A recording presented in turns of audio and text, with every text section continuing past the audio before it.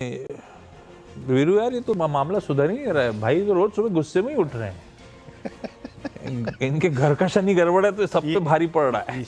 ये सब पे भारी पड़ रहे हैं। और पर ये जनाब खुद भी डूबेंगे और सबको भी लेके डूबेंगे। हाँ। चाइना ने बहुत सही टिप्पणी करी है आज सुबह सुबह।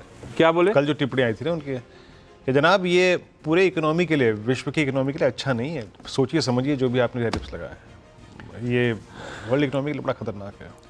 हो ही गया इकोसिस्टम को खराब कर दिया आपने, सारे इकोसिस्टम को खराब कर दिया आपने। और एक और बताऊं आशीष, हाँ। वो निफ्टी बैंक में थोड़ा सा पुल बैक आ गया, ठीक है 300-400 पॉइंट का पुल बैक का, but don't think it will be a long lasting. जब पुट राइटर के पास एक बार पैसा बन जाता है ना, तो फिर वो हायर लेवल पर जब जाएगा तो फिर निकल भी जाएगा। तो प्लीज़ थोड़ा देख के और लॉन्ग लास्टिंग लेके मत चलिए इसको।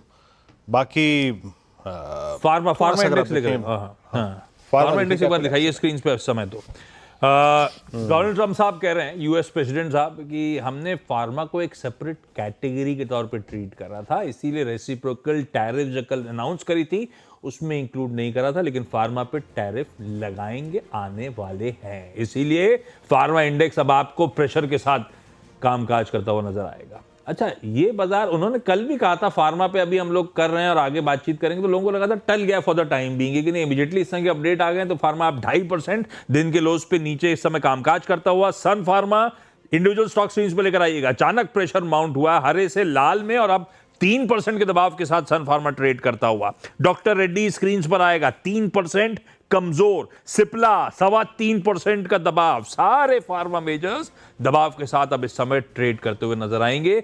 इनके दिग्गज के थ्रू समझ लेते हैं मूड कैसा है। बैती साहब, सन फार्मास्यूटिकल्स कैसा स्टैक्ड अप नजर आता है? जी आशीष, देखिए परफेक्ट रिवर्सल बन गया है ये, और जिस हिसाब से अब गिरावट देखने मिली है, ओपन हाई बना था और वहीं से अभी स्टॉक अपने डे लो की तरफ ट्रेड कर रहा है, तो जरूर इसमें और औरोबिंदो फार्मा दोनों में बिकवाली की जा सकती है।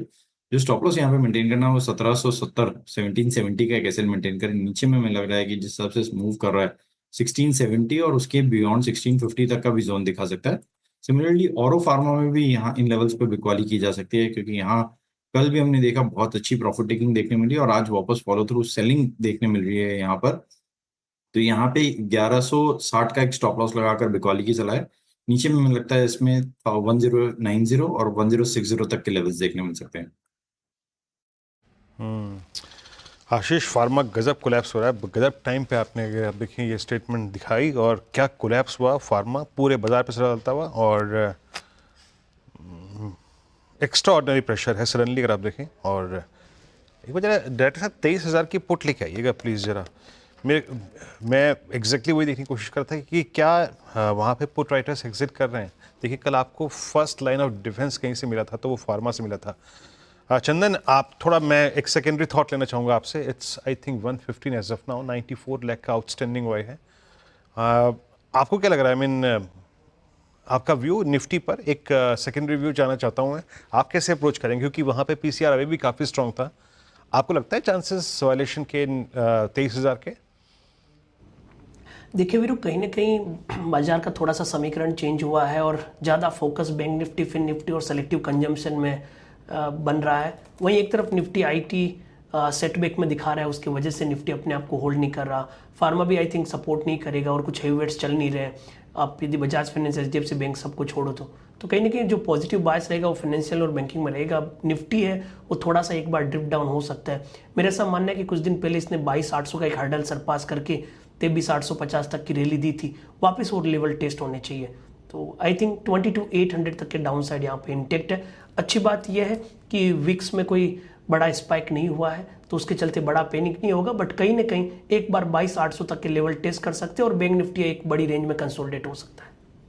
बड़ी रेंज में कंसोलिडेट हो सकता है, 22,800 भी टेस्ट होने की गुंजाइश बनती है। भाई पैनल से कहा था कोई स्टॉक आइडेंटिफाई करे तो हाथ उठाइए, किसी ने हाथ नहीं उठाया, तो अब भाई